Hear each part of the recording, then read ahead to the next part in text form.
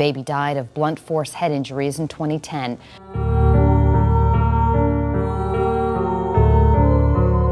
Both physically abused or knew of the abuse and did nothing to stop it.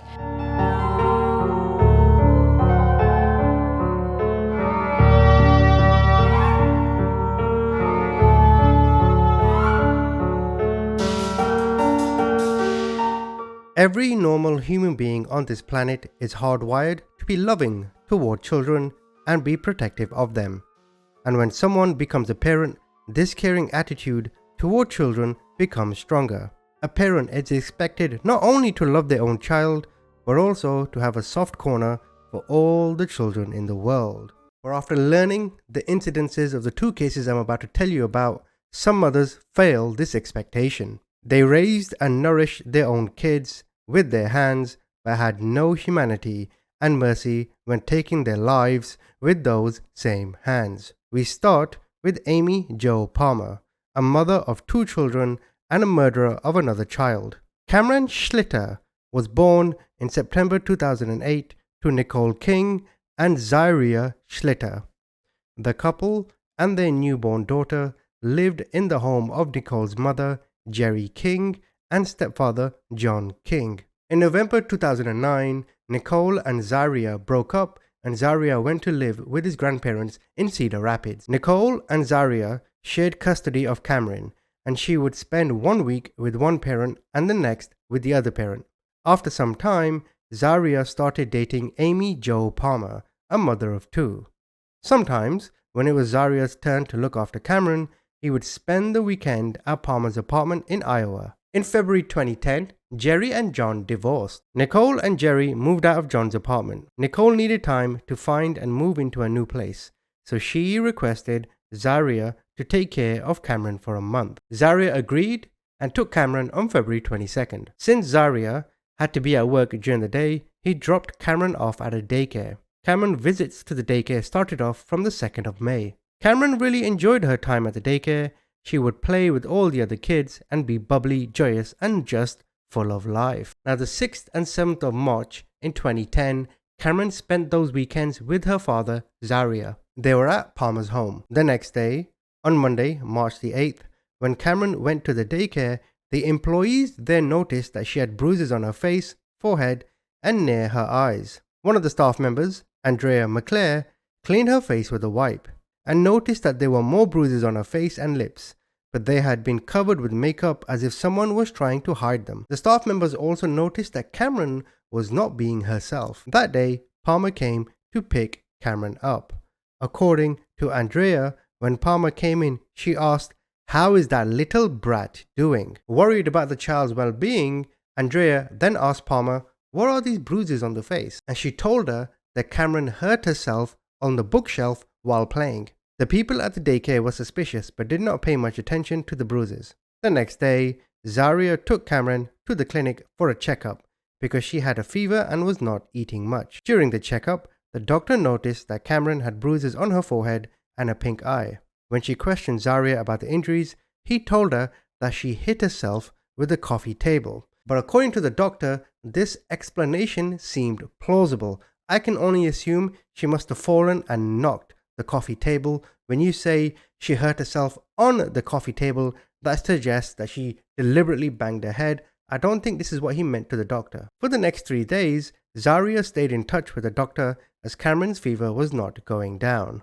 Now on March the 13th and 14th, the weekend was spent at Palmer's home. The next day, Kamryn went to the daycare. Again, the staff at the daycare noticed more bruises on Kamryn's face. Seeing these bruises twice made them realize that something was not right. They confronted Zaria and he told them with an expressionless face that Kamryn likes to beat herself up. Now, kids do wacky things, but no kid hits themselves to the point where it looks like abuse. In the days to come, the people at the daycare noticed more prominent behavioral changes in Kamryn. She was sleeping more than normal and was not much interested in eating. She had also stopped playing with other kids. And most concerning was that these bruises on her face had no signs of going away. On March the 17th, Kamryn visited her mother.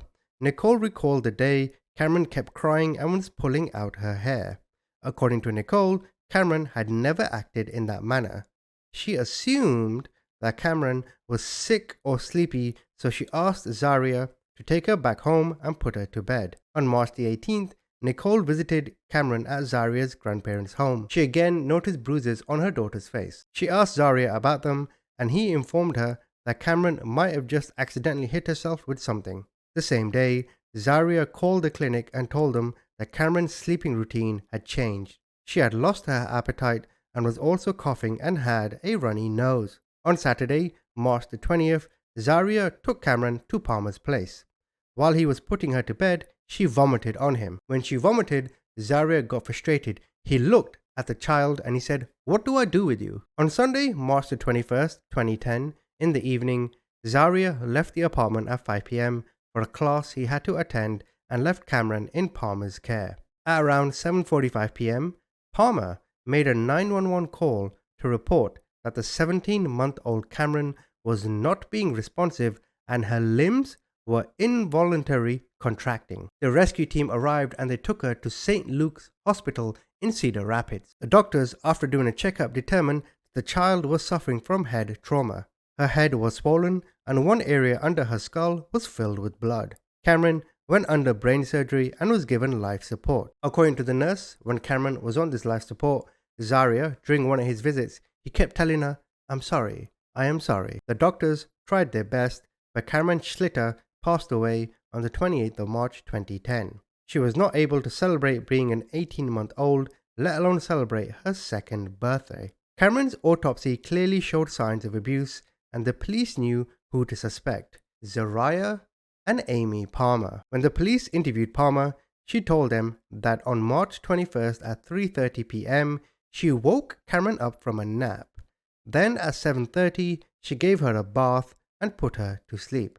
She realized that Kamryn did not have her blanket and toy target with her, and she went to fetch those things. When she came back, Kamryn's eyes rolled back, her body became stiff, and her muscles started to contract. And that's when she called 911. When questioned if she ever beat Kamryn, she strongly insisted on being innocent. When police interviewed Zaria, he denied ever being violent with his daughter.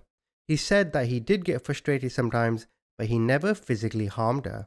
When asked about the bruises, he said he never really noticed them. When they asked him if Palmer could be the one to abuse the child, he said Palmer is too nice of a person to do this. And initially, Zaria denied everything. But in June 2011, he contacted the investigators working on the case and told them that he wanted to help with the investigation. The police interviewed him and he admitted to noticing the bruises early on. He also admitted to being a little harsh with Kamryn. In July, Palmer and Zaria were charged with first-degree murder and child endangerment resulting in death. During Zaria's trial, Nicole testified that even during the time Zaria and Nicole were together, Zaria would sometimes get violent with Kamryn when he was frustrated. She recalled that once when Kamryn was crying, Zaria got angry and threw blankets in her crib and even cursed at her. She believed that Palmer and Zaria were in this together. Zaria was also questioned about the answers he gave to the staff of the daycare when they asked him about the injuries on his daughter's face. He denied ever saying those things. In 2012, Zaria was found guilty of murder and child endangerment. He was sentenced to 50 years in prison for the murder conviction and 5 years additional for child endangerment. He was only 25 years old. Before the judge read the verdict, Zaria said that he was sorry for what he had done and that he missed his daughter. Kamryn's mother Nicole was not present at this hearing. As for Amy Palmer, she pled not guilty to the charges. The state had many convincing pieces of evidence against Amy Palmer. While Palmer was in a relationship with Zaria, she was also involved with another man. In the text she sent on March the 20th to this man, Palmer described Kamryn as the most obnoxious kid in the world. She also wrote that Kamryn was affecting her relationship with Schlitter. Palmer's co-worker said Palmer told him she took the life of an 18-month-old. Another co-worker said that Palmer told them that she said, "I might have killed a kid." During the trial, Kamryn's doctors were also brought to stand. They testified that Kamryn's injuries were fatal and she would never have been able to fight the two severe head injuries. They claimed that one of the head injuries was old and the other was relatively new. The doctors explained that both injuries seemed to have been caused during the time when Palmer was taking care of Kamryn. The defense's main goal was to prove that the injuries were inflicted during the time when Kamryn was not under Palmer's care. They claimed that the older injury was inflicted before Kamryn was placed in the care of Palmer on March the 20th, and the new one was inflicted during the period when Kamryn was in the hospital, that is between March 21st and March 28th. The defense also claimed that during the time Amy was babysitting the child, it was Zariah that inflicted all this abuse. Palmer was never involved. Palmer's trial lasted until 4 weeks. She was convicted in September 2013 of involuntary manslaughter and child endangerment resulting in death. She was sentenced to 55 years in prison without the possibility of probation. At the end of the trial, Kamryn's family members were given a chance to let out the grief and anger inside them by saying a few words in court. Kamryn's grandfather, Kamryn Schlitter, said that part of him died with Kamryn. Pointing towards the murderer of her daughter, Nicole said, "I will be at every probing, fighting to keep you in." Now, as time went on, in the eyes of Nicole and Zariah's family, they believed that Amy was the main culprit and Zariah did nothing. Even if Zariah had a part to play, it was a very small one. So in 2016, the Iowa Supreme Court ordered a new trial for Zariah. His sentence of 50 years in prison was overturned. The reason for this decision was that Zariah was not present at the apartment when the final fatal blows were inflicted on the victim. In his new trial, he pleaded guilty to child neglect. In August 2017, he was found guilty of child neglect, but the court ordered that he would not need to serve more time in prison. Instead, he was sentenced to probation. Even if the court had not taken this decision, Zariah would have gotten out within a few months on the basis of good behavior. And I guess you could say Zariah and Palmer are the devil amongst the devils. So what do you think of this decision? Zariah, I guess you could say, was a monster for ignoring abuse against his own daughter, and Palmer was a monster for abusing someone else's child while being a mother herself. When you have a child under your care and you have voluntarily offered to take care of the child, you are expected to do your duty. And if you find it a bit overwhelming, just give the baby to someone else. Stop making life hell for yourself and the child. The easiest way to get Kamryn's burden off their shoulder was to give her up to the grandparents or someone else, but Palmer and Zariah used the violence to manage the burden of taking care of the child. We now move on to Kamryn Bunnell, and she is another example of a heartless woman who brutally took the life of a child that never did anything to harm or threaten her. Oh, ma'am, calm down. No, please don't stop me! What's the address? Oh, my neck is looking up. He looks like he's bleeding, not breathing. What's the address? He's breathing, no!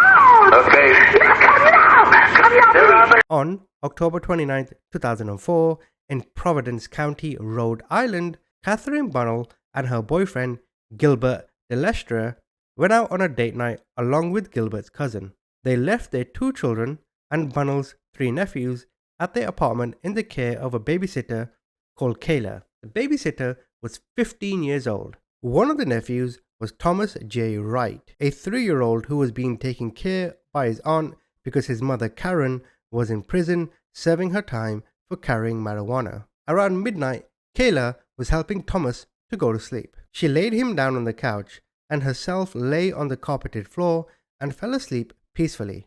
Now little Thomas had the whole apartment to himself, and he did what any normal kid his age would do: look around the place, feed his curiosity, and make a mess. This is quite pertinent. My son does the same. After a while, Kayla woke up to the angered Bunnell shouting at the top of her lungs. She said, "What the fuck has happened to my house? Why is there mess on my floor?" That's a direct quote, by the way. Gilbert was also in the apartment, but his cousin was still outside in the car. When Kayla went over to look, she saw yogurt and milk spilled all over the carpet on the floor. Kayla looked around, but Thomas was nowhere to be found. When Bunnell asked Kayla who was responsible for the mess, she told her that maybe Thomas did this. According to Kayla, Gilbert then went upstairs, and after a while, she heard multiple loud slaps, followed by loud cries from Thomas. That piece there breaks my heart. No matter how much my child messes around, I would never lay my finger on him. Then Bunnell also went upstairs and after a while came back downstairs while grabbing Thomas by his arms and dangling him in the air. At the end of the stairs, she dropped him to the floor from a height of almost 2 feet. Thomas fell on his chest and his head bounced on the floor and then bounced up a little. Then Bunnell proceeded to forcefully make him stand up on the floor and then hit him in the chest multiple times. She hit him so hard that he kept falling down. All the while, she kept shouting, "Why did you mess up my floor? What is the matter with you? Why did you do this in the living room?" Then Bunnell stopped for a while, grabbing a milk container and started pouring it on Thomas. She also kept saying, "You want to waste my milk? You want to waste my fucking milk?" Again, that's a direct quote. After a while of abuse, Bunnell turned toward petrified Kayla and asked her if she wanted to go home. She said yes.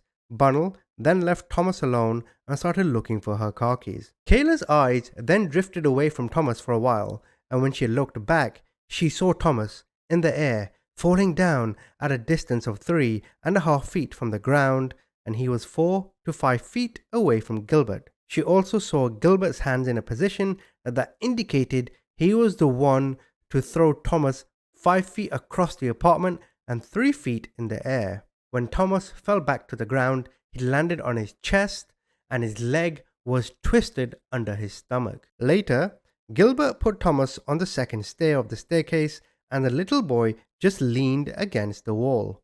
According to Kayla, he was breathing heavily but had no energy in him to move and hold his head up. During this time, Gilbert was alone with Thomas.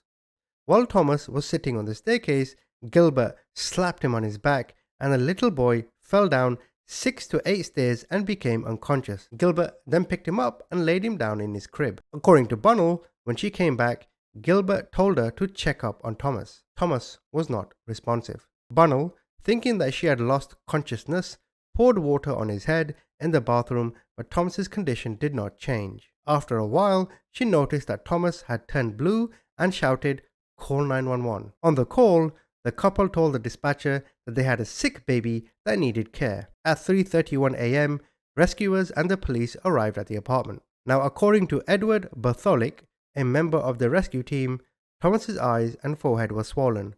There were bruises all over his body, his mouth had blood and vomit around it, and his left arm was broken. He said that it looked as if Thomas had been involved in a boxing match. Thomas was handed over to the rescuers. He was taken to Landmark Medical Center in Woonsocket and put on life support. He was later transported to Hasbro Children's Hospital. Bunnell told the officer that she had gone to a club. She was accompanied by her boyfriend and his cousin. When they got back home late at night, she did not enter the apartment and asked her boyfriend and his cousin to get the babysitter from inside, and when the babysitter came, she dropped her off at her home and then returned to the apartment. When she entered the room, she then found Thomas in that condition. This is what she claimed. The officer then went upstairs to interview Thomas's older brother. Bunnell also went with him. When he asked Thomas's older brother what had happened, Bunnell said to the boy, "Tell police what the babysitter did." She then said it again, "Tell the police what the babysitter did. Tell the police what the babysitter did." This poor brother, this child, remained silent. So Catherine said, "Tell the police what this fucking babysitter did." The boy's interview did not yield any important information. The couple initially blamed Kayla for the crime.